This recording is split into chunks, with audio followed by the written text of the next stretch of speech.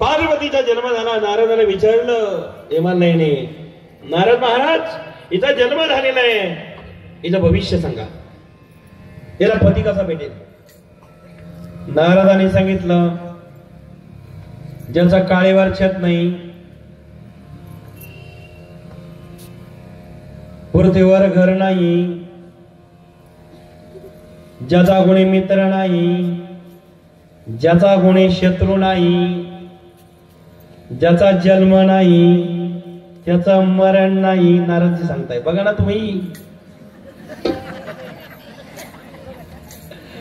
नारद महाराज करता गेला जोरात टाळ्या वाजवल्या. किती सुंदर नारद आहे.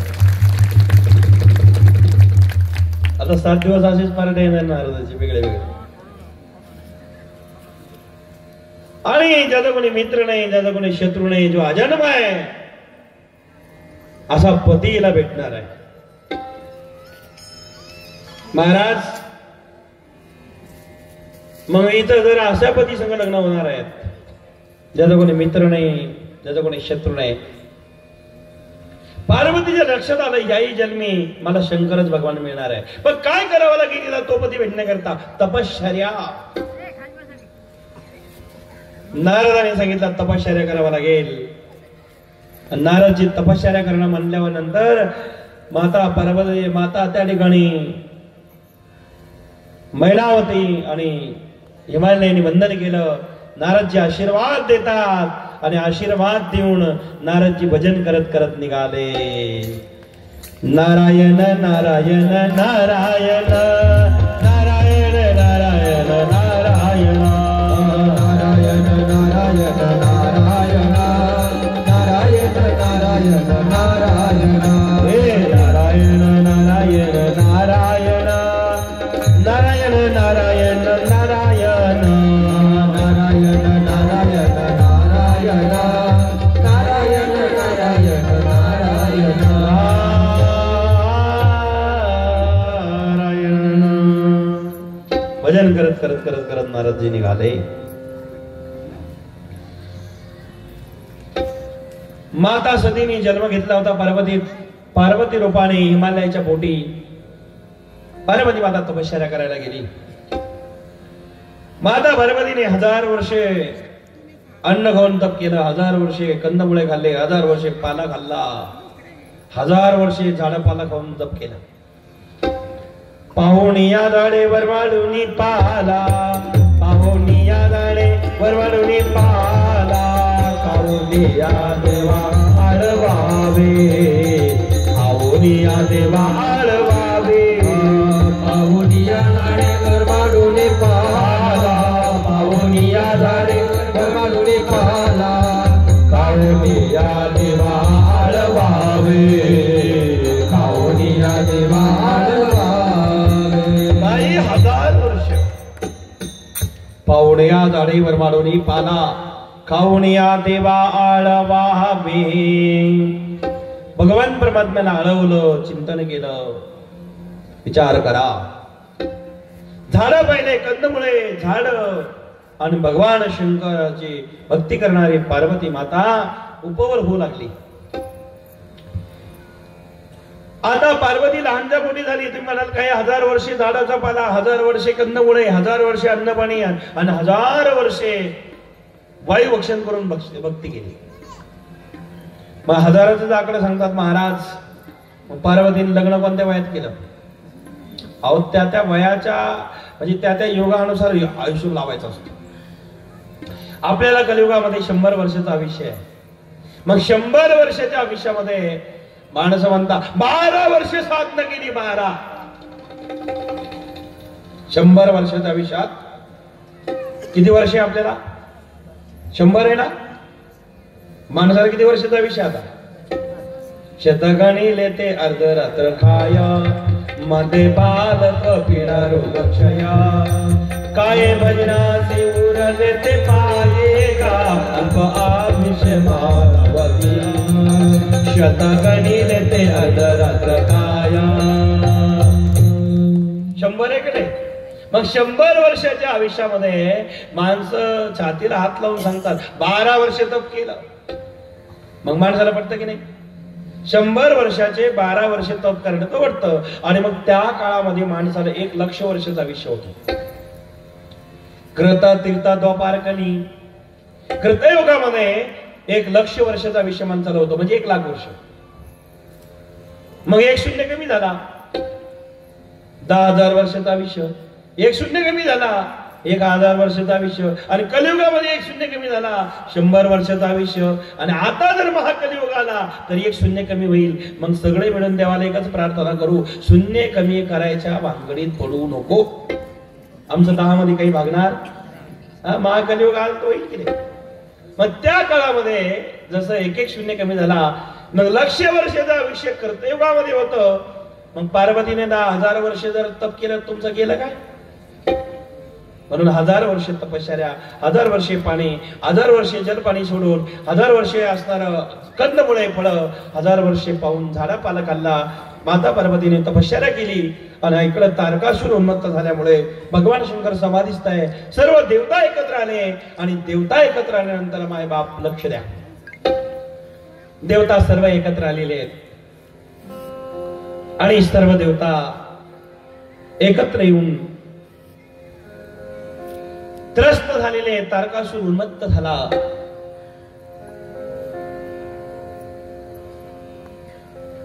तारकासुरला वरदान आहे, भगवान शंकराच्या मुलाच्या हाताने मला मृत्यू.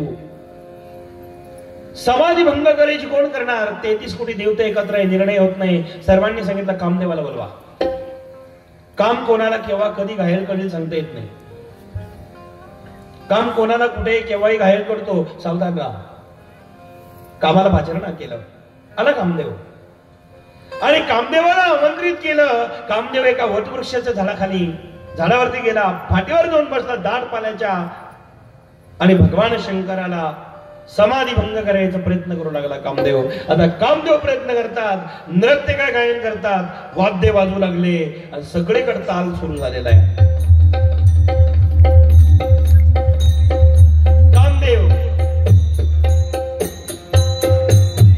कामदेवाचं आगमन होतंय महाराज.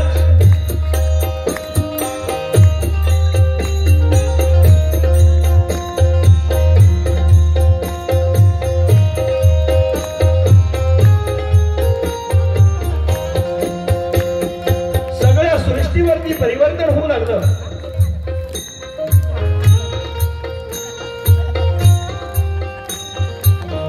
तलावातले पाणी समुद्राकडे जाऊ लागलं. वड्याचं पाणी गंगेला येऊ लागलं. नदी समुद्राला भेटू लागली. झाडाला वेली भिलगू लागल्या. कामाचा परिणाम त्या सृष्टीवर होऊ लागला. पण भगवान शंकर समाधीस्थ आहे. लक्ष द्या. जय श्रीराम. कामदेव त्या ठिकाणी प्रयत्न करतोय, नाचू लागला, गाऊ लागला. त्या ठिकाणी वाद्य वाजू लागली.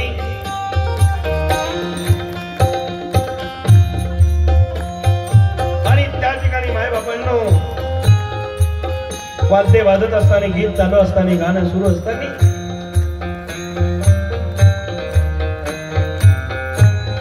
नृत्य गायन करतात तरी परिवर्तन होत नाही.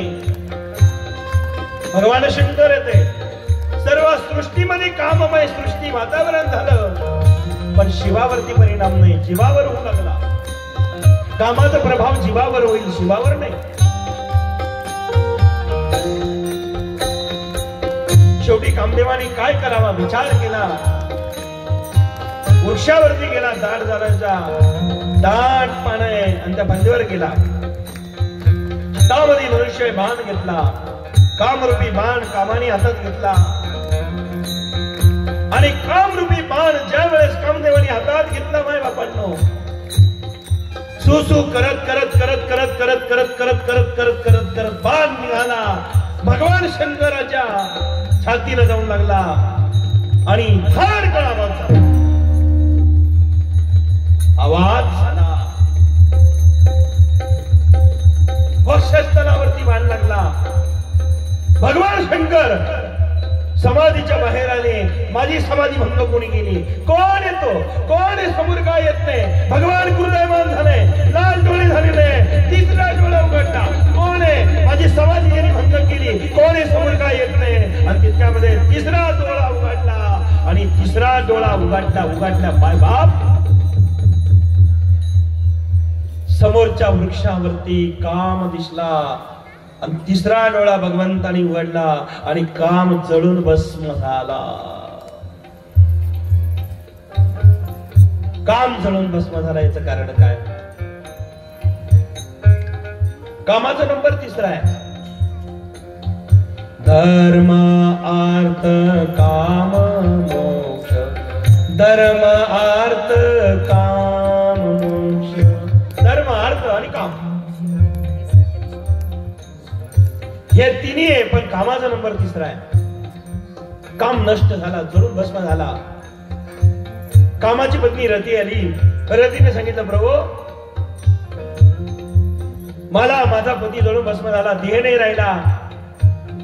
भगवान शंकर म्हणाले आता तुझा पती जिवंत नाही, शरीर भस्म झालं, जीव तो मरत नसतो. बिगर देहाचा आता तुझा पती जिवंत राहील, देह नाहीये आणि त्याला जीवदान देह मिळेल. कृष्णाच्या पोटी प्रद्युम्न म्हणून तुझा पती जन्माला येईल आणि तेव्हा तुझ्या पतीला शरीर प्राप्त होईल. मग एक एक देवता पुढे आले. रती म्हणाली प्रभू कामच नाही. रति बिन राज रति बिन काज रति बिन मानस लागत की को. रति बिन माज रति बिन काज रति बिन मानस लागत की को. रति बिन राज रति बिन काज रति बिन मानस लागत की.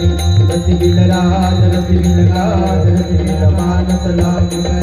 रति बिन साधु रति बिन संत. रति बिन साधु रति बिन संत. रति बिन साधु रति बिन संत. हे रति बिन साधु रति बिन संत. बिन राज रति बिन काज रति बिन मानस लागत की. रति बिन राज रति बिन काज रति बिन मानस लागत की. रति बिन राज रति बिन काज रति बिन मानस लागत की. रति बिन राज रति बिन काज रति बिन मानस लागत की. जय श्री राम. रती धावत पडत आली. वेळ कमी होता. शंकराचा रतीचा संवाद घडला आणि मग त्या ठिकाणी मायबाप रतीला असं भगवान शंकरांनी समजून सांगितलं. तितक्यामध्ये सगळे देवता लाईन मध्ये आले आणि सगळे देवता लाईन मध्ये येतात आणि समोर आल्यानंतर भगवान शंकर प्रसन्न झाले. शिवाने विचारलं अरे देवता लोग इतने जल्दबाजी में कहा आए भाई, क्यों आए, इकट्ठे क्यों हुए, लेकिन उदास क्यों दिखते. सगळे तुम्ही एकत्र आलात पण उदास का दिसते, याचं काय कारण. मग देवताने सांगितलं महाराज क्या कहे, किसी की शादी नहीं होती, किसी की बारात नहीं निकलती, और बारात नहीं निकलती, शादी नहीं होती तो नाचने को नहीं मिलता, इसलिए रसीन वातावरण हुआ है मालिक. हे म्हणत नाही तुम्ही लग्न करा शंकराचं. शंकराला सांगत नाही लग्न करा, तुम्ही लग्न केला म्हणजे तुम्हाला 2 मुलं होतील. आणि मग कार्तिक स्वामी आणि गणेश तारकासुराचं नाश होईल असं म्हणत नाही. ते म्हणतात रसीन वातावरण हो गया प्रभु, किसी की शादी नहीं होती, बारात भी नहीं निकलती. मग भगवान शंकर म्हणाले काय करावं लागेल. काही नाही मालिक, शादी करना पड़ेगा आपको. भगवान शंकर कहने लगे देखो एक बार संसार को मैंने देख लिया, दोबारा देखने की इच्छा नहीं है. शहाणे माणसं दोनदा घोड्यावर बसत नाही बरं का. शहाणे माणसं डबल घोड्यावर बसायचं नादी लागत नाही. भगवान शंकर कहते हैं कि एक बार संसार देख लिया, दोबारा देखने की इच्छा नहीं है, मैं इस झंझट में नहीं पड़ना चाहता. पण तितक्यात समोर रामभद्राजी आले. त्यांनी सांगितलं प्रभु मेरी आज्ञा है, आपको शादी करनी पड़ेगी. भगवान शिवजी कहने लगे रामभद्राजी क्या शिवजी आपकी आज्ञा है ना. हाँ मैं आपकी आज्ञा सिर पे रखता हूं. रामभद्र जी ने कहा मेरी आज्ञा सिर पे मत रखो शिवजी. क्यों? क्योंकि आपके सिर से गंगा बहती है. मेरी आज्ञा भी बहकर चली जाएंगी, कब पता नहीं चलेगा. क्या करो, हृदय में रखो. मग हृदयात धारण केली. ठीक आहे, मंजूर झाले भगवान परमात्मा लग्नाला. मग रामभद्राचे आज्ञाने भगवान शिव लग्नाला तयार होतात. परिणाम असा माता पार्वतीने 1000 वर्ष तपश्चर्या केली आणि भगवान शंकर म्हणाले जा परीक्षा घेऊन या माझ्या योग्यतेची कोण मुलगी. सगळ्यांनी सांगितलं. नारद बाबा म्हणाले तुमच्या योग्यतेची मुलगी एकच जगात आहे, तिचं नाव पार्वती आहे. पण भगवान शंकर म्हटले परीक्षा घेऊन या, माझे योग्यतेचे आहेत का? सप्त ऋषी जातात पार्वतीची परीक्षा घ्यायला येतात. बोलो जय श्री. परीक्षा घ्यायला सप्त ऋषी येतात. विचार करा, सप्त ऋषी परीक्षा घेण्यासाठी येतात. तेव्हा परीक्षा घेण्यासाठी सप्त ऋषी येतात. माय बापांनो, सप्त ऋषी परीक्षा घेण्यासाठी आले. माता सप्त ऋषींना वंदन करते. सती माता पार्वती वंदन करते. सप्त ऋषीने विचारलं, पार्वती तपश्चर्या का करतेस? काय कारण आहे तपश्चर्याचं? तेव्हा तपश्चर्याचं एकमेव कारण आहे, मला भगवान शंकर पती रूपात मिळावा. जय श्री राम. आवाज कमी झाला. जय श्री. पती रूपामध्ये भगवान शंकर मला मिळावा, याकरता मी तपश्चर्या करते. पती रूपामध्ये शंकर मिळावा म्हणून मी तपश्चर्या करते. असा प्रश्न ज्यावेळेस केला, सप्त ऋषी म्हणले, तो शंकराला कधी बघितलं का? म्हणले कधीच नाही. म्हणजे ज्याला बघितलंच नाही तो पती मिळावा अशी अपेक्षा का करते? तो या जगामध्ये आहे का नाहीये, त्याचा जन्म झाला का नाही झाला, या जगात तो आहे की नाही हेच माहित नाही, मग तो त्याच्या करता तपश्चर्या करते असं का? पार्वती म्हणाले, माझ्या गुरुची आज्ञा आहे. पार्वतीचे गुरु आहे नारद. बोलो जय श्री. पार्वतीचे गुरु नारद आहे. माझ्या गुरुची आज्ञा आहे आणि नारदाची आज्ञा असल्या कारणाने मी तपश्चर्या करते. मला पती रूपामध्ये भगवान शंकर मिळणार आहे आणि माझ्या गुरुची आज्ञा कधी विफल होऊ शकत नाही. गुरुवर श्रद्धा आहे पार्वतीची. विचार करा, पार्वतीची निष्ठा आपल्या गुरुवरती आहे. तपश्चर्या चालू आहे. आणि सप्त ऋषीने दुसरा प्रश्न केला, शंकर आहे की नाही माहित नाही तरी तपश्चर्या चालू होते, कारण नारदावर विश्वास आहे. या जगतामध्ये ईश्वर आहे की नाही माहित नाही तरी आम्ही रामायणला, या जगात देव आहे की नाही माहित नाही तरी आम्ही कथा ऐकायला का आलो? संतांच्या वचनावर आमचा विश्वास आहे. दगडातला देव कुणी पाहिला, पण ज्यांनी सांगितलं ते संत होते आणि संतावर विश्वास म्हणूनच आम्ही सुखी आज.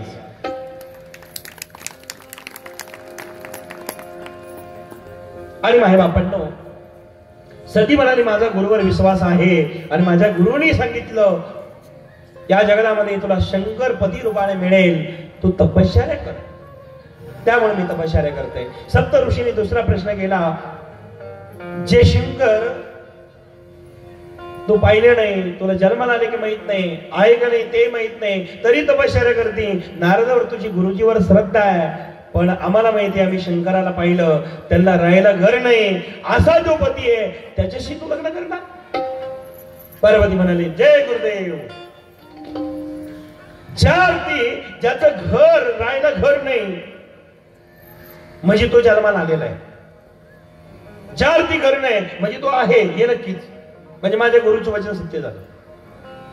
ज्यावरती त्याला राहायला घर नाही, पार्वती मातेने असा विचार केला, ज्याला राहायला घर नाही असा जरी पती मिळाला असेल तर माझं भाग्यच आहे. ज्याला घर येत आहे तर बायका सुखी, म्हणजे घर आलं तिथं किचन येईल, किचन आलं भांडे येईल, भांडे आलं स्वयंपाक येईल, स्वयंपाकाला का काम धंदा येईल. पार्वती म्हणाली, गुरुदेव असा पती पाहिला ज्याला गरज नाही, घर नाही, किचन नाही, काम नाही, ते रोज भिक्षा मागून खात असेल, लग्न झाल्यावर माझ्याकरता थोडी आणून देईल काय ते, असा पती मला पाहिला. पार्वती खुश झाली. सप्त ऋषींनी तिसरा प्रश्न केला, सती पार्वती काय सप्त ऋषीजी, ज्याचा कोणी मित्र नाही त्याचा कोणी शत्रू नाही असं शंकर आहे. पार्वती म्हणाली, किती चांगले पती मिळणार आहे, भांडण करण्याचा प्रश्नच येत नाही. सगळ्या बाजूने परीक्षा घेतली, वेळ कमी होता. माता पार्वती प्रसन्न झाली आणि सप्त ऋषी शेवट विचारतात, जो ज्याला पाहिलं नाही त्याच्याशी लग्न करण्याची इच्छा आहे, तुला कधी भेटणार तो? पार्वतीने सांगितलं, कधी तरी भेटेलच. मी शंकर सोडून दुसऱ्याला भरणार नाही. मैं जन्म लूंगी मरूंगी, जन्म लूंगी मरूंगी, जन्म लूंगी मरूंगी, जन्म लूंगी मरूंगी, लेकिन पति शिव को ही करूंगी, बाकी दुसरे को नाही. आणि शिवाशीच लग्न करणार असा हट्ट धरला. आणि मग सप्त ऋषी परीक्षामध्ये पास होतात. इकडे सप्त ऋषी निघून जातात. भगवान शंकराला सांगितलं, प्रभू तयारी करा लग्नाची, योग्य मुलगी पार्वतीच तुमच्यासाठी आहे. आणि मग आता भगवान शंकर लग्ना करता तयार होतात. आणि सगळ्यांना आता वरातीमध्ये शंकराच्या बरोबर कैलासवर्ण हिमालयामध्ये लग्नाला जायचंय. माता पार्वतीचं लग्न शंकराशी होणार आहे आणि हिमालयात होणार आहे. आणि सगळ्यांनी त्या लग्नाकरता तयार राहा बरं का मुरकुडे साहेब. सगळ्यांनी लग्नाला जायचंय आपल्याला. चला आता सर्वांनी प्रेमाने टाळी वाजवून ओम नमः शिवाय, ओम नमः शिवाय, हर हर भोले नमः शिवाय, ओम नमः शिवाय, ओम नमः शिवाय, हर हर भोले नमः शिवाय. हे बघा तसं नाही चालायचं. सर्वांनी वर हात करा, करा बरं हात. आणि माझ्याकडे बघा, माझ्या संग बरोबर. हा, ओम नमः शिवाय, ओम भोले नमः शिवाय. माता पार्वती आणि शंकराचं लग्न होणार आहे. हर हर भोले नमः शिवाय. हे नमः शिवाय, ओम नमः शिवाय, हर हर भोले नमः शिवाय. नमः नमः शिवाय, नमः शिवाय, हर हर भोले नमः शिवाय. टाळी वाजवा, वर हात करा. सर्वांची टाळी, एक नाक, एक नाक. सर्वांनी म्हणायचं आहे बरोबर. ओम नमः शिवाय, ओम नमः शिवाय, नमः शिवाय, हर हर भोले नमः शिवाय, नमः शिवाय, नमः शिवाय, हर हर भोले नमः शिवाय. नमः शिवाय, नमः शिवाय, हर हर भोले नमः शिवाय.